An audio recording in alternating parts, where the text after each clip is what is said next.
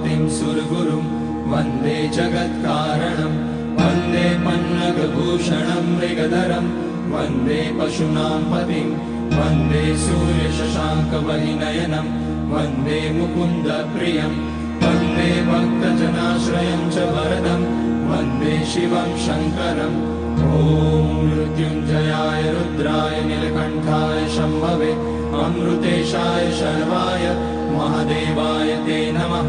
नमस्तेऽस्तु भगवन् विश्वेश्वराय महादेवाय त्र्यम्बकाय त्रिपुरान्तकाय त्रिकाग्निकालाय कालाग्निरुद्राय नीलकण्ठाय मृत्युञ्जयाय सर्वेश्वराय सदाशिवाय श्रीमान् महादेवाय नमः।